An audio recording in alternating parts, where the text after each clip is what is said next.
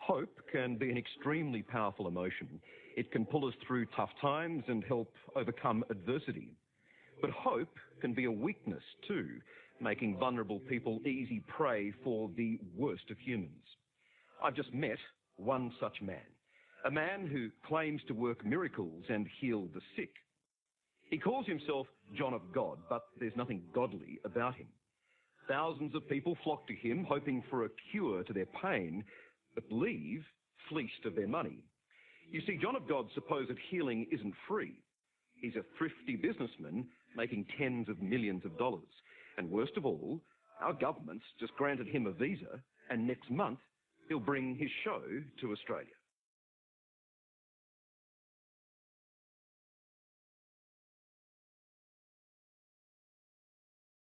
Early light over Abadiânia stirs its visitors to a new day of worship. Very soon, a clinically white procession of pilgrims and patients fills the streets of this Brazilian village.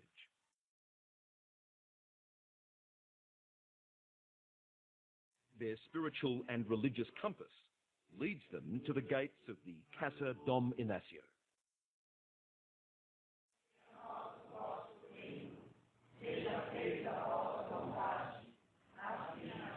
This is who they flock to. He calls himself John of God, but his real name is John Faria, a man who claims miracles. But what happens here is much less divine intervention than downright exploitation.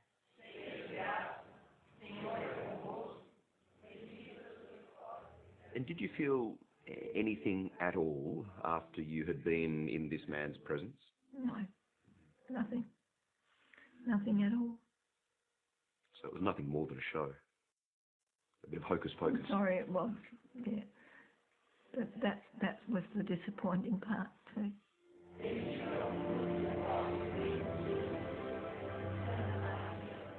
If it were all just a show or some form of entertainment, there would be no harm. But we've been investigating this man's practices around the world and have found a sinister history of police investigations, sexual assault allegations, and secret recordings. It would appear that this man who says he's doing God's work is anything but godly.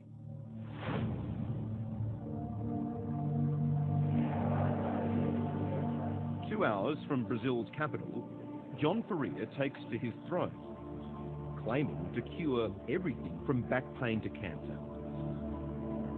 3 days a week, thousands are in the audience. Many hope for what's called a spiritual surgery. And this is it.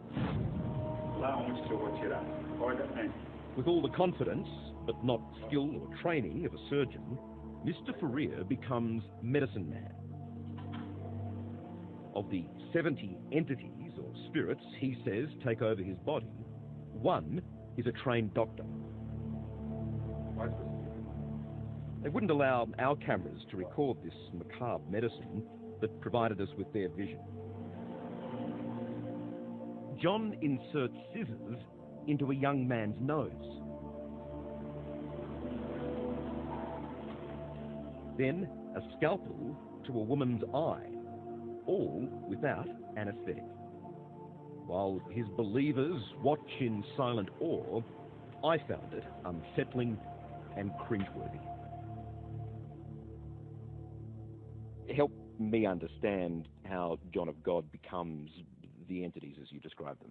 Yes, he's a remarkable unconscious medium, a very rare thing in mediumship. So it's not him you're talking to there, and it's very difficult for him. If you've ever seen him come out of entity, he really has to fight it off. You know, there's a great shake of the body, and you can tell when he comes back in, takes over again. So the spirit, you're saying, takes over his body? Correct.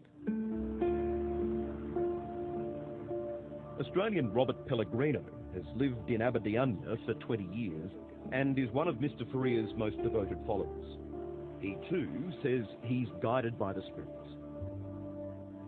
One day the entity just said, my son, you're going to live here. And I scoffed and said, no, You said the entity told you to move here permanently. Mm-hmm. Which entity are you talking about? Dr. Augusto Armides. Yeah, the guy with the little goatee beard. How long has Dr. Augusto been dead? He died in the early 1900s, 1930s, 35. I don't know exactly.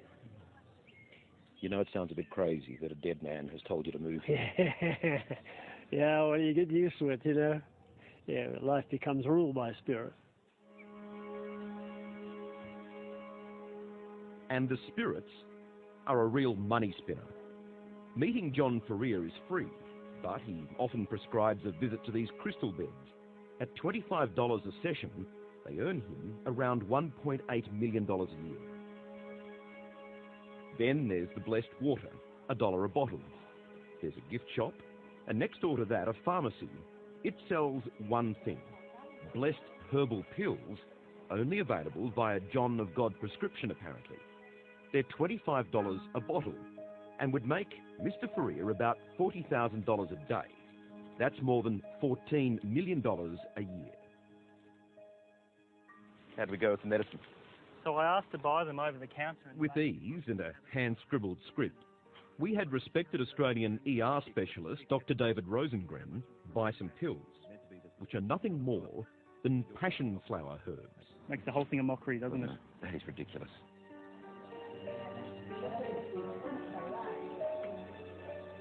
Psychologically, as John of God and his people say, the journey here begins the minute you sign up.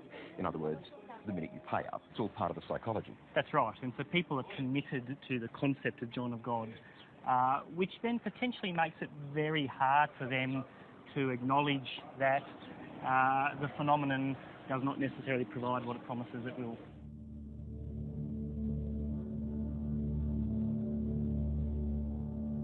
This is not the first time 60 Minutes has visited John of God. In 1998, Liz Hayes was here.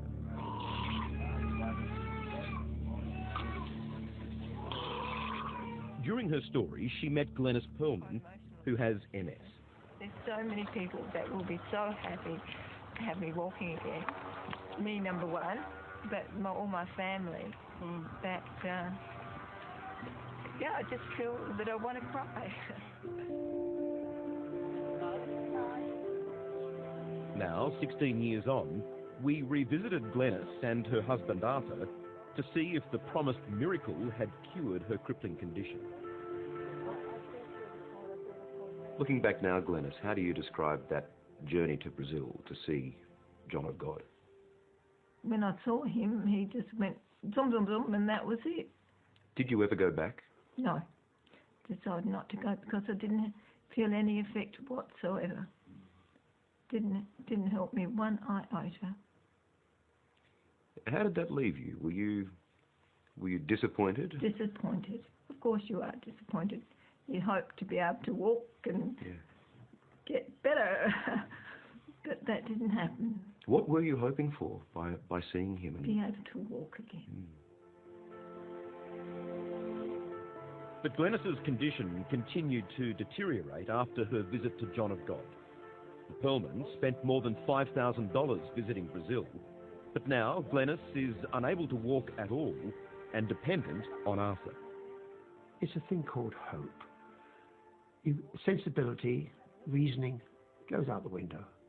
What is sad here isn't me, it's the poor person who's got a wife or a partner or husband who's got MS or any other shocking disease, who can't afford it, who hasn't got the money, and they scrape together the money because it's not cheap, it's dear, it's expensive.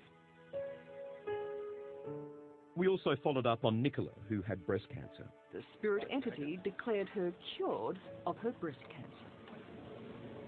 She died in 2003. None of the other people featured in Liz's story have improved either.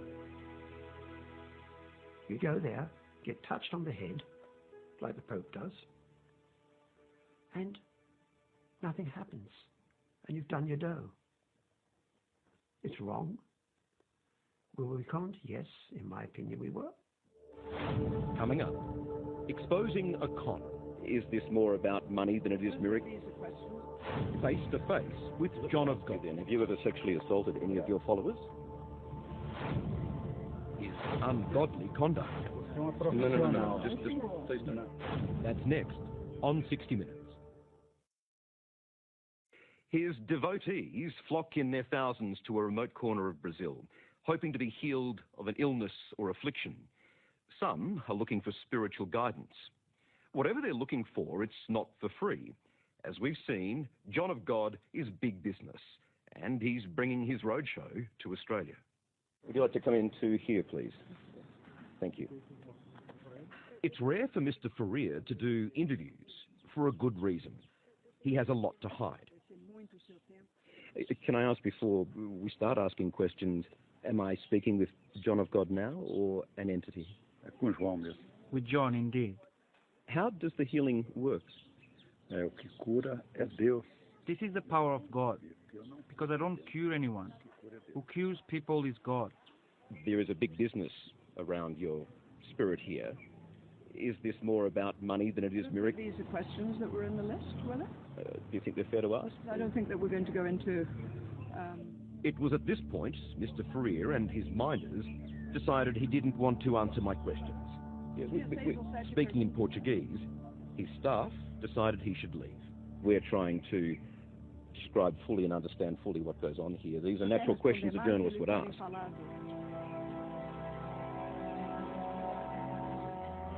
Only earlier, they were more than happy to show us the parade of followers who'd been moved by their experience at John of God's hands. Even some who said they'd been healed. Nunca mais teve supressão alguma. He's been healed today. He's been healed.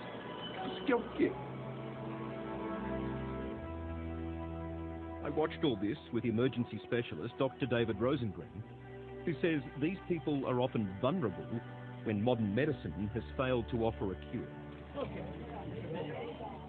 Recent research into placebo confirms that you can, through the power of belief, trick your mind into believing certain things are happening. So people may believe that they've been cured, but there's been no objective evidence of that provided, which surprises me for an organisation that's existed for 50 years plus, that they don't actually have clear documented evidence of a single cure at any stage. Well, that might say something. It might say something. But it's the surgeries that have Dr. Rosengren most concerned. Yeah, I mean, it's horrendous to watch.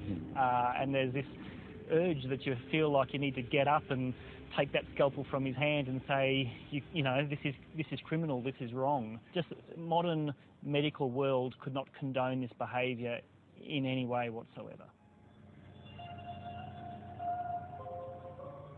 Also not condoning his behaviour, the Catholic Church. Despite the fact John of God says on his website, I do not cure anybody. God heals. John of God doesn't have any official affiliation with the Catholic Church. Father Brian Lucas represents the Catholic Church in Australia. I think we've always got to be very sceptical about people who seek publicity, more so if there's a lot of money involved. When we have claims of miracles and faith healing, a dose of what we might call a healthy scepticism is a good thing. But Mr. Ferrier's business and personal affairs need serious scrutiny, not just scepticism. In recent years, 2 deaths at John of God's compound warranted police investigations, but no charges were laid. And in 2010, US detectives investigated allegations of sexual assault allegedly committed by him. In this report from the Sedona Police Department, the victim states John Ferrier took her hand and placed it on his genitals. She also says he tried to pull down her skirt. Somebody is saying that John harassed sexually somebody while he was here in Sedona. Later, a friend of Mr. Ferrier's allegedly met with the victim asking her to drop the complaint. This is an apparent recording of that conversation. I really need to be able to say that you do not have anything against. I need you to put this in writing. That there is nothing that you are saying against us, against the Casa, and against John. The case never made it to court. Mr. Faria returned to Brazil, where he has 9 children to 3 wives. Well, let me ask you then, have you ever sexually assaulted any of your followers? Could anyone interpret that for me? His team refused to translate my question. John of God, could we ask you a few more questions, please? No. I mean, these are... No. Just to properly understand exactly who you are. Suddenly silent, he waited until he was around the corner, away from the camera, to insult our interpreter as she was translating my question. Have you ever sexually assaulted any of your followers? When she asked if he'd sexually assaulted anyone, he stared her down and said, "Your mother." So he responded to my question, of which there are very serious allegations and police records, but he insulted you. Yes. And you're just translating the question for me. Yes, I was just translating. That's a good mark of the man, isn't it? Yes. Later, his minders were clearly not prepared to explain his actions then or in the past. The simple truth of it is, John is coming to Australia. We're allowed to ask fair questions about who is this man coming to Australia. On the record, there are allegations of sexual assault. But perhaps realising his ungodly comments were bad for business, he returned, demanding to see our tape. I want to watch because I don't know what you have recorded there. I want to watch to see what has been recorded. I want to see what we have recorded. No. Tell Zhao what he said around the corner was thoroughly offensive. You suggested sexual assault of her mother in a very cruel and quite ugly accusation against her. You were being incredibly rude. I want to watch what is recorded. No, I will watch it. No, I will watch it. No. Just please don't. It's this attitude John Faria will bring to Australia next month, where he plans to put on a show. Do you believe John of God should be allowed to come to Australia? Absolutely not.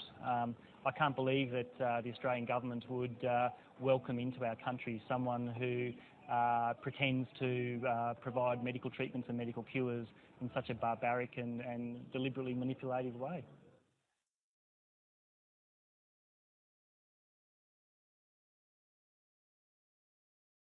You can't question the faith of those who visit John of God. For many, it's the only hope they have left. But what should be questioned is John Faria, the man, and his questionable character.